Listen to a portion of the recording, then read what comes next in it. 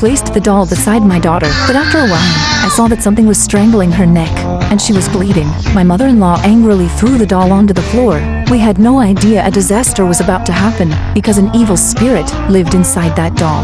6 years passed quickly, and my daughter had grown up. Everyone had forgotten about the doll in the cabinet, but one day, my daughter's glass marble rolled into the storage room, and that's how she took the doll out again. What was strange was that the doll had short hair 6 years ago, but now its hair had grown long. Even its fingernails had grown out. Seeing how happily my daughter played with it, I didn't take it seriously. But after that, she took the doll with her wherever she went. One night while I was sleeping, someone's shadow walked into my room and crawled under my blanket. I was terrified. After that, I felt the doll was extremely strange. To avoid being scared again, I stuffed the doll into a trash bag and threw it downstairs. When my daughter left for school, I thought it was over, but as soon as I got home, someone knocked on the door. Confused, I went to check and saw the doll had come back. I angrily hit the doll, but right after I struck it, I suddenly saw it sitting on my daughter's bed.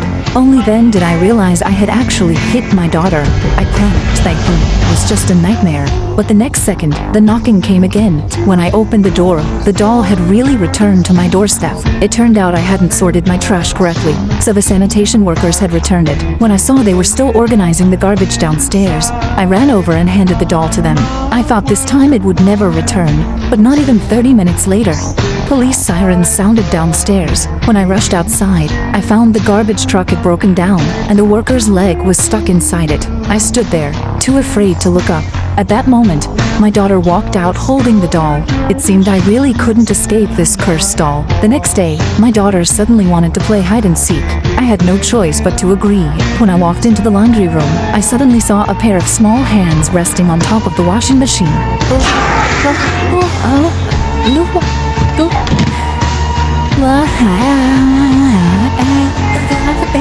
Fortunately, my daughter only suffered minor injuries. My husband asked me to get checked. That was when I learned I had severe depression, which caused hallucinations and made me do things that put our child in danger.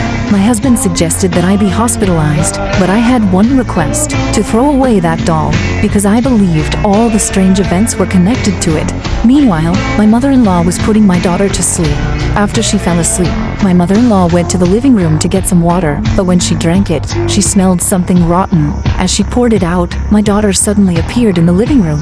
My mother-in-law wanted to get her some milk, but my daughter suddenly climbed onto her back. However, when she carried her back to the bedroom, she discovered my daughter was already lying in bed, fast asleep.